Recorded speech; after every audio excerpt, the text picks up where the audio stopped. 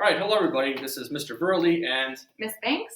and we're here to talk to you today about conversions. Our learning objectives for conversions. I am successful when I convert from non-base units to base units. I am successful when I can convert from base units to non-base units. And I am successful when I can convert between standard and metric measurements.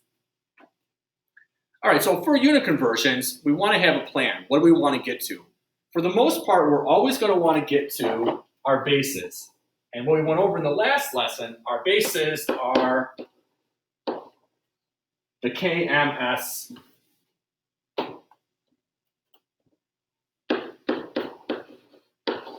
which is kilograms, meters, and seconds. And we'll add more as this goes on. So whatever we measure in, we want to get to these bases.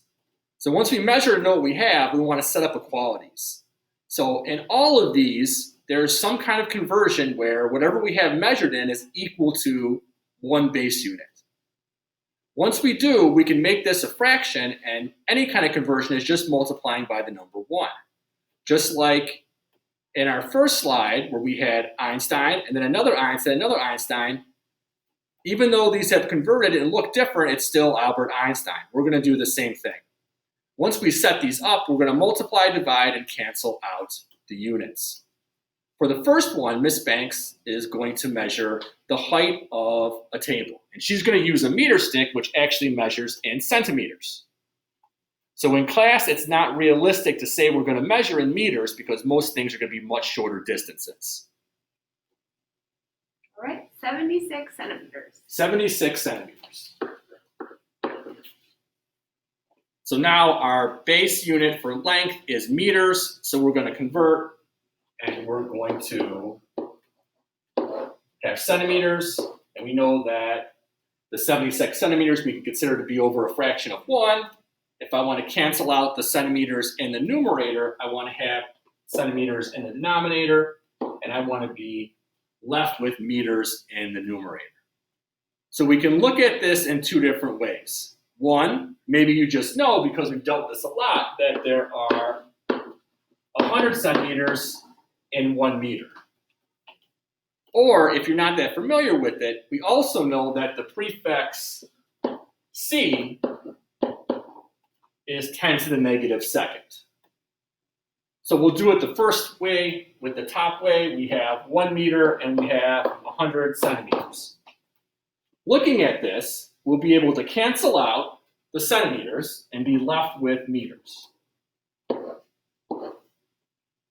Putting this in a calculator, you would have 76 divided by 100, and that would be equal to 0.76 meters. But again, if you just look at the prefixes from the notes yesterday, we know that this little c means 10 to the negative second. So I have 76 centimeters over 1 times 10 to the negative second over 1, and 76 times 10 to the negative second is going to give us the same answer. And we really don't care how you do it, just that you get the right answer. All right, so for our next measurement, we're going to look at measuring the mass of something. And I don't believe that that is 0, so you might have to 0 it. So we have a triple beam balance.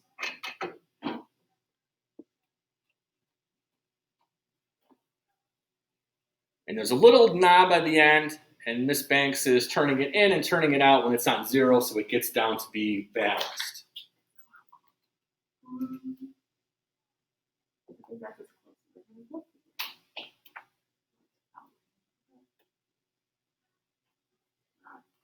You have a dial. It's a little screw. So if you want it to go up, you'll screw it out. If you want it to go down, you'll screw it in. And this works on the concept of torque, which we'll cover later in the year. Okay. You ready? All right, so now it is zeroed. Miss Banks is going to put bobblehead Albert Einstein on the pan. Which one should I do? I have said the bobblehead, so I guess the bobblehead. Right.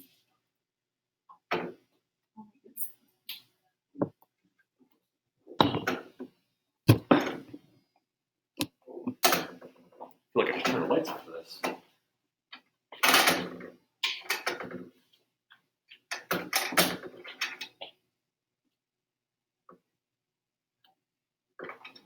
We're getting closer.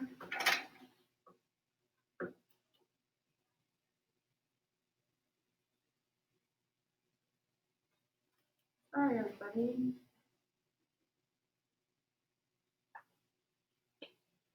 All right, we have 181 grams. Exactly. No, 0, 181.2 grams. All right, I'm going to adjust this a little bit and hit the lights. So, I would like.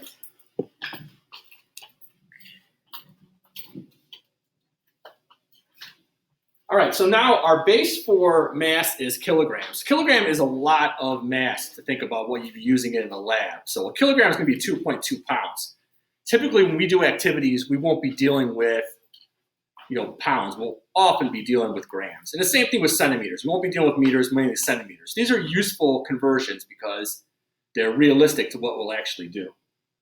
All right, so I'm going to scroll down. I have grams, and I want to go to kilograms. So again, I'm making a fraction. I have 181.2 over 1. I want to cancel out grams. So it was in the numerator. I needed the denominator of my second fraction. And that means I want to be left with my base, which in our KMS is kilograms. So now that I have this, there's, again, two ways to look at this. Maybe you know that 1 kilogram is 1,000 grams. You might also know that the prefix kilo from our lesson previous is 10 to the third. So doing it the first way, maybe you just know it. We have 1 kilogram. We have 1,000 grams.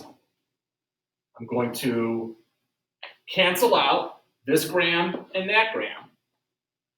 And so I have 181.2 divided by 1,000, which is going to give me 0.1812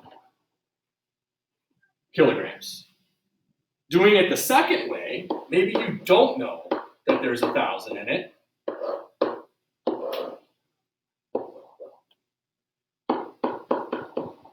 But you know that the prefix is 10 to the third.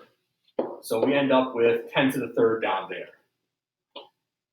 And again, 181.2 divided by 10 to the third is going to give us exactly the same answer. Mr. Burley, which way do you prefer? I prefer using the prefix. I prefer using that one. Another question, how do you feel about significant figures in physics? Are they as expensive as in chemistry? They are not. Oh, all right. So we'll often have to be close to stuff, but saying that, the online textbook for AP makes them use sig figs, so they'll have to do it. But okay. For the most part, they just want reasonable answers. Okay.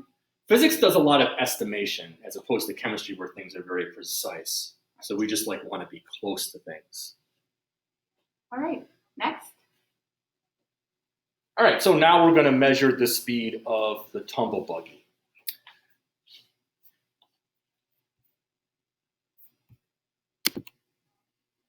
All right, now we're going to time a tumble buggy as it traverses 4 feet. So from the beginning of this tape measure to where the pencil is, if you can see a pencil right in front of Miss Banks, is 4 feet. Miss Banks has a timer. Now these are meant to go at a constant speed. Miss Banks is the timer, so she's going to let me know when she wants me to put it down. So whoever's timing should always be the person who is telling you when to start whatever it is. And you shouldn't switch who's timing. It should all be the same. So whenever Miss Banks is ready, I'm going to let this down. All right, I'm ready.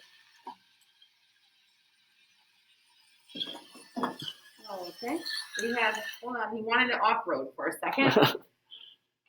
Let's try that again. Okay.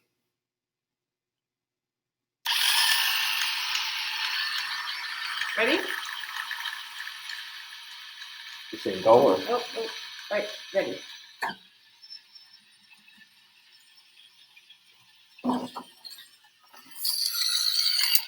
And we have what time? 3.37 seconds. 3 point. Okay, so we timed the tumble buggy, and to go 4 feet, it went 3.37 seconds. And so this would be 4 over 3.37 feet per second. All right, so this one is going to have a little bit different. We're going to go from a standard measurement, which is a foot, to a meter. So again, I have 4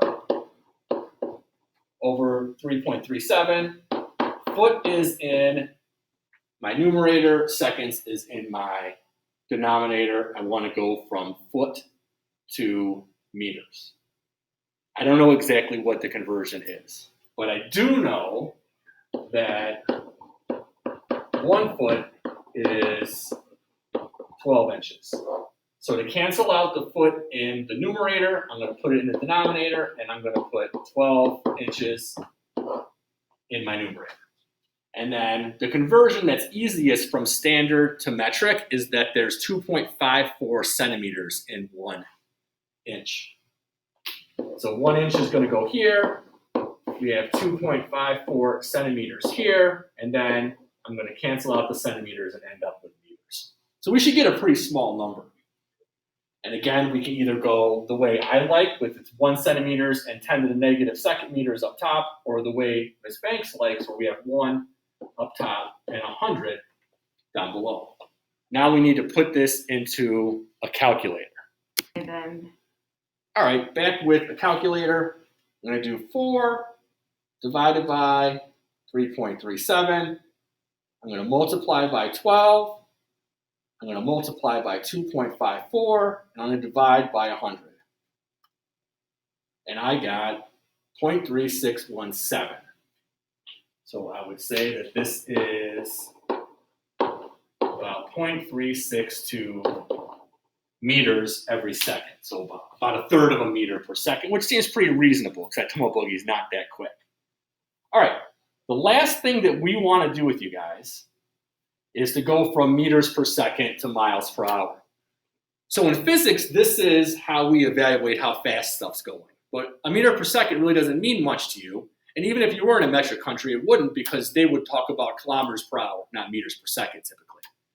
But you do know what miles per hour are. So I would like to know, when we get a value, it's in meters per second, how can we know how fast that is to something we can relate? So again, I'm going to go from meters per second to miles per hour. All right, so I need to cancel out meters. Does anybody know how many meters are in a mile? Ms. Banks? No? off the top of my head. All right, so 1 mile, and those of you in track would probably say 1,600, but actually exactly it's 1,609. And so that's going to cancel out the meters and leave miles per second. And then here's something that's a little bit different. In the past, we've always had the thing we were canceling out in the numerator. Now it's in the denominator. So that means to cancel out this seconds, I need to have seconds in the numerator. And we can either go from seconds to hours, or seconds to minutes, and then minutes to hours. What would you rather do, Ms. Banks? I think we should go seconds to minutes and then to hours. So we would say that there's 60 seconds and 1 minute. And so looking at what gets canceled out at this point, because some of these are longer, we would say the meters is gone and the seconds is gone. So now I have miles per minute, and now I just need to go from minutes to hours. So I'm going to put an hour on the bottom, and I'm going to put 60 on the top, and this is going to give us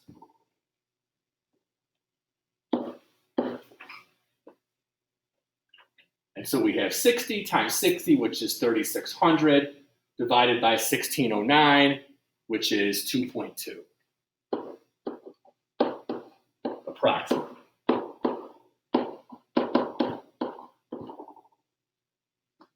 So this is useful. And again, I don't want just to have you do conversions. This is useful because if you get an answer, you can say, is it reasonable? If I get a roller coaster that's going 30 meters per second, is that reasonable? Yeah, because if I double that, that's only 60 miles per hour. Roller coasters can go that fast. If we have someone throwing a baseball and throwing a baseball 100 meters per second, is that reasonable? No, because that would be 200 miles per hour and no one could throw a baseball that fast. All right, so that's the end of this